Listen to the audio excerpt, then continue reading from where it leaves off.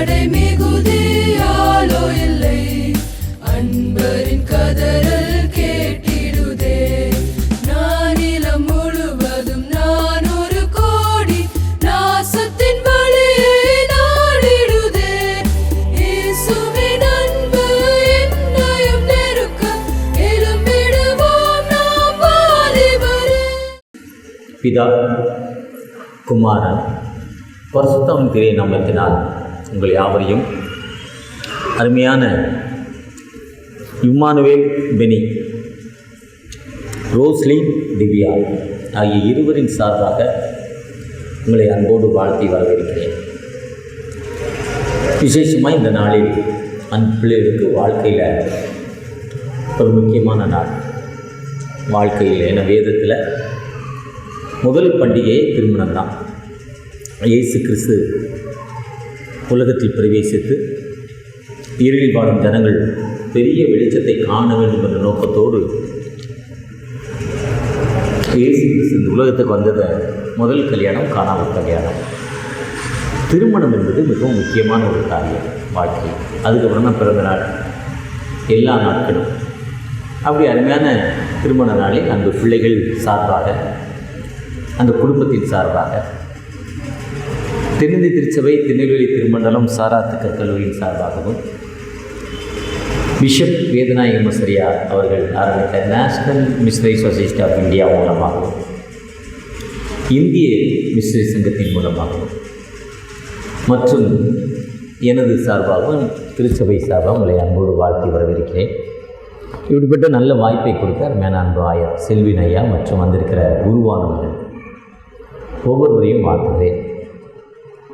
விசேஷமாய் அன்பு மகன், என்னுடைய துணைவியாருடைய சகோதரருடைய மகன் பெனி, ஒரு நல்ல தம்பி, ஒரு பிடி ஸ்டூடெண்ட்டு, ஒரு ஐயராக இருக்கணும். வர காலங்களில் ஒரு கருப்பு கயிறு கட்டணும்.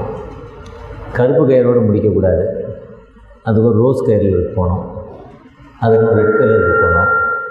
அதுக்கப்புறம் இங்கிலாந்து காண்டிகிரி ஆஃப் இந்தியா தென்னிந்திய திருச்சபையோட உயர்ந்த பதவி. ஆசி திருச்சபையில் போப் எப்படி உயர்ந்த பதவியோ அந்த உயர்ந்த பதவி தான் இங்கிலாண்டில் காண்டிகிரி. இது உலக பிரகாரமான பதவி. இதுக்கெல்லாம் போகணும், இதுக்கெல்லாம் வாழ்த்து நம்ம வந்திருக்கிறோம். அதுக்கு முதலாவது அவர் இம்மானுவேல் பெனி. இம்மானுவேல் என்பதற்கு தேவன் நம்மோடு இருக்கிறார், நான் வித் அஸ். மத்தேயு 1:23 சொல்கிறார். தேவன் நம்மோடு இருக்கிறார் என்பது எப்படி தெரியும்னா, இயேசு வானத்தை பூமி படைத்த ஆண்டவரும் அவருடைய சொந்த குமாரனும் இந்த உலகத்திற்கு என்ன நோக்கத்தோடு வந்தாரோ அதை செய்தார். இயேசு எங்கே வந்தாரோ அங்கே அற்புதங்கள் இருந்தது. இயேசு எங்கே வந்தாரோ அங்கே அதிசயங்கள் காணப்பட்டது. இயேசு எங்கே இருந்தாரோ அது விடுதலைகள் காணப்பட்டது. ஏன்னா அவர் அவரோடு இருந்தார். ஆண்டவர் அவரோடு இருந்தால் அவருடைய மகிமை விளங்கிச்சு. சாது சுந்தர் சிங்கோடு ஆண்டவர் இருந்ததால் மகிமை விளங்கிச்சு. வேதநாயக மசரியா சாமுவேலோடு ஆண்டவர் இருந்ததால் அவருடைய மகிமை விளங்கிச்சு. அந்த தம்பி இம்மானுவேலோடு ஆண்டவர் இருக்கணும்னா அந்த மகிமை விளங்குன்னா அருமையான ரோஸ்லின் திவ்யாவை அணைச்சிருக்கோம். ஏன்னா அவர் தனியாக இருப்பது சரியில்லை, அது வேஸ்ட்டு. Suitable person. எப்படி கோட்டு துணி எடுத்திருப்பார், அளவு கொடுத்துருப்பார், ட்ரையலுக்கு போயிருப்பார். ட்ரையலுக்கு போய் தான் அவர் சரி பண்ணியிருப்பார். அந்த பட்டன் எங்கே வைக்கணும், நார்வேயில் இந்த அங்கி தைக்க போனால் அந்த கடைசி பட்டன் வைக்கிறோமோ அந்த டெய்லர்கிட்ட போனால் கரெக்டாக வச்சு கொடுப்பார் அளவுக்கு ஏற்ற மாதிரி. அது ட்ரையல். அதேமாதிரி சூட்டபிள் பெர்சன் ரோஸ்லிங்கிற ஒரு சூட்டபிள் பெர்சன். ரோஸ் என்பது மிகவும் வாசனை திரவியம், சென்டர் ரோஸ் பூ. அந்த பூவோடு இணைந்த நார் இணைந்து எப்படி வாசனை செல்லோ அந்த மகனோடு அந்த மகள் இணைக்கப்பட்டிருக்காங்க. இணைக்கப்பட்ட இந்த வாழ்வில் உங்களுடைய மனம் வீச வேண்டும், அதுதான் முக்கியம். அதற்கு கர்த்தருடைய வசனம் என் கால்களுக்கு தீபமும் என் பாதைக்கு வெளிச்சமும். கர்த்தருடைய வேதத்தின்படி நடக்கிற உத்தம மார்க்கத்தார்.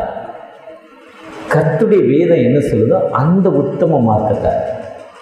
இன்று நான் உனக்கு விதிக்கிற கட்டளை நீ கருத்தால் கை கொள்வாயானால் உலகத்துள்ள சகல ஜாதிகளையும் நீ மேன்மையாக இருப்பேன். பாகம் 28ஆம் அதிகாரம். எசேக்கியேல் 18:9 கர்த்தருடைய கட்டளையின்படி நினைக்கிற மனிதன் பாக்கியவான், அவன் பிழைப்பான்.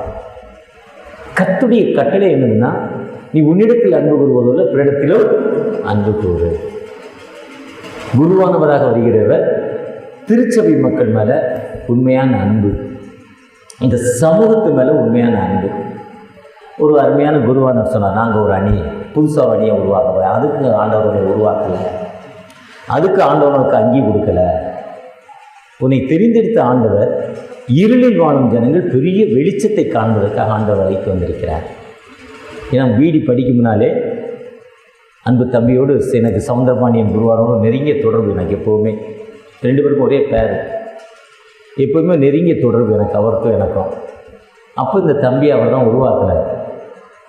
ஒரு கர்த்தருக்கு பயந்து, அதுதான் கர்த்தருக்கு வியப்புதலால் ஆண்டவருக்கு பயப்படுகிற பிள்ளையாய் மாற வேண்டும். அப்போ நீ மனம் பேசுவாய். எப்படி மாறுதுன்னா, ஒரு வீட்டில் ஒரு குருவானர், இப்போ நம்ம செல்வின் குருவானர் மாதிரி ஒரு குருவானர் ஜெபிக்க போனார். செல்வின் குருவானபடி விசாரிக்கிறவங்க சவுந்தரபாண்டியன் ஐயா சொன்னாங்க, நல்லவர் ஜெபிக்கிறவர். ஃபஸ்ட்டு நல்ல ப்ரேயர்ஃபுல் மேன். செகண்டு, ஜெபிக்கிறப்போ பேய்கள் ஓடும், ஹீலிங் இருக்கும். இன்னும் அவரை பற்றி அழகாக சொன்னார், ரொம்ப தெளிவாக சொன்னார். அதே மாதிரி அந்த ஜெபிக்கிற வீட்டில் ஒருத்தர் கொண்டாந்து ஒரு வசனத்தை கொடுத்தார், ஒரு போர்டு. இதோ வாசற்படியிலிருந்து கதவை தட்டுகிறேன். ஜெபிச்சு ஐயா கொடுத்தாங்க. அம்மா வாங்கி சமையல் அறையில் வச்சுட்டு அன்னைக்கு பிரியாணி செஞ்சுக்கிட்டு இருந்தாங்க, நல்ல வாசனையாக. பையன் ஸ்கூல்லேருந்து வந்தான், எதுக்கு இந்த வசனம்னு கேட்டான். எதுக்கு இது, என்ன இதுக்கு அர்த்தம் என்ன? நம்ம வீடு திறந்து தானே இருக்குது, கேட்டு திறந்துருக்கு, மெயின் டோர் திறந்துருக்கு, பெட்ரூம் திறந்துருக்கு, எதுக்கு கதவை தட்டிக்கிட்டு இருக்காரு? அம்மா பிரியாணி செஞ்ச அவசரத்தில் உப்பு போட மறந்துடக்கூடாது, மிளகாத்தூள் போட மறந்துடக்கூடாது, கூடிடக்கூடாது, குறையக்கூடாது, அந்த எண்ணத்தில் இருக்காங்க அம்மா. அம்மா பதில் சொல்லலை. அப்பாட்ட கேட்டான்.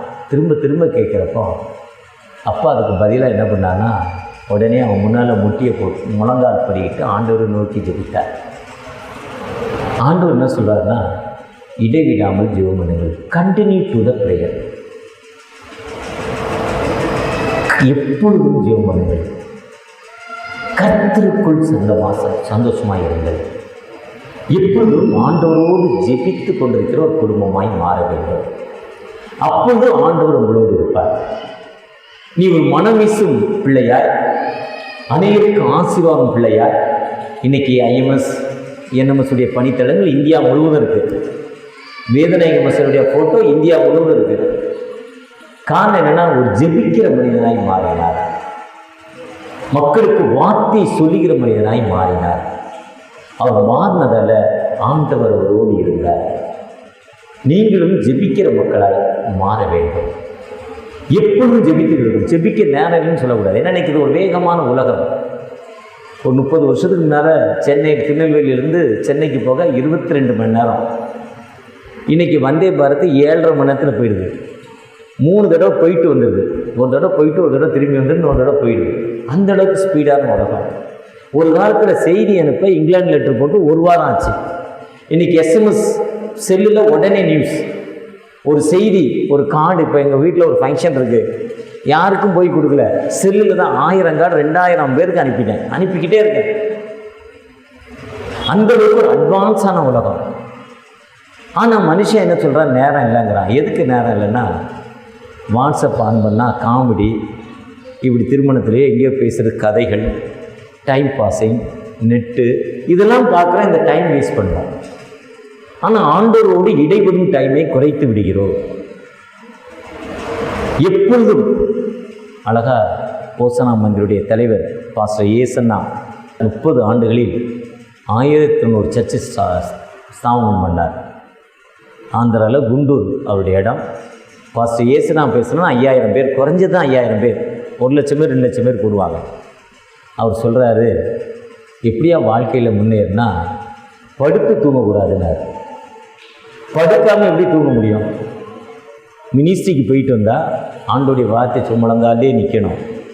முழங்காலே நின்று நீ டயர்டாகி அந்த முழங்காலே தூங்கிடணும். உட்கார்ந்து சாப்பிடக்கூடாது.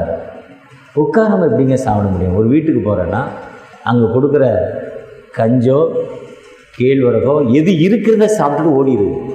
அவங்க நல்ல குழம்பு, மீன் குழம்பு வைக்கிறான், ஐயர் வந்திருக்கீங்க சாப்பிட வாங்கன்னா போகக்கூடாது, சுக்கதான் உட்கார்ந்து சாப்பிடக்கூடாதுங்கிற. நம்முடைய வேலை ஜெபம் வேலை.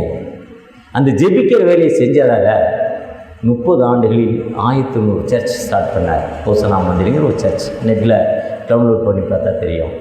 ஒருவேளை இன்றைக்கி திருமண வாழ்க்கையை ஆரம்பித்திருக்கிற அந்த பிள்ளைகளேன்னா சவுந்தரபாணி ஐயர் சொல்லிக்கிட்டே இருக்கார், ஐயா டைம் டைம் டைம். ஒரு ஐயர் சொல்ல, இன்றைக்கு தாங்க வாழ்க்கையில் அவங்களுக்கு முக்கியமான நாள், நீ என்னையா டைமுங்கிற? இல்லை டைம் 1 மணி. ஐயா 1 மணி போய் கூப்பிடு, போவோம் அடுத்த வேலைக்கு போய். இன்றைக்கி அப்படிப்பட்ட வேகமான உலகம், அவங்க 2 பேருக்கும் முக்கியமான ஒரு காலம். ஆனால் எவ்வளோ வேலை இருந்தாலும் உங்கள் வேலை ஊழியத்துக்காக உங்கள் பெற்றோர்கள் உங்களை கொடுத்துருக்காங்க. ஆண்டோடைய உன்னத பணியை செய்வதற்காக இயேசு கிறிஸ்து ராம் முழுதும் ஜெபம் பண்ணார், இருட்டோடைய ஜெபம் பண்ணார், அதிகாலை ஜெபம் பண்ணார், எப்பொழுதும் ஜெபித்தார். அப்போஸ்தலர் 14ஆம் அதிகாரத்தில் பவுலும் சீலாவும் ஜெபிச்சாங்க, அவ்வளோதான், வேறு ஒன்றுமே பண்ணல. ஜெயிலின் கதவுகள் திறந்துச்சு. நீங்கள் ஜெபிக்கிறப்போ உனக்கு விரோதமான கட்டுக்கள் உடைக்கப்படும். மூளை சாதிக்காதே, முழங்கால் சாதிக்கும். அப்படிப்பட்ட வாழ்க்கை பயணத்தில் நீங்கள் ஜெபிக்கிற மக்களாய் மாறுங்க. ஆண்டவர் உங்களை ஆசீர்வதிப்பார். மீண்டுமாய் உங்களை நாங்கள் வாழ்த்துகிறோம். வந்திருக்க குருவானவர்கள் மூலமாக, உறவின் மக்களாக, கொயர் பாடல் வாழ்த்துகிறோம். சகோதரனே, மகனே, மகளே, நீ கோடா கொடியாய் பெருவாய் என்னை வாழ்த்துகிறேன். கர்த்தர் உன்னை ஆசீர்வதிப்பாராக. God bless you. ஆமென். அறுவடை மிகுதியாலோ இல்லை, அன்பரின் கதறல்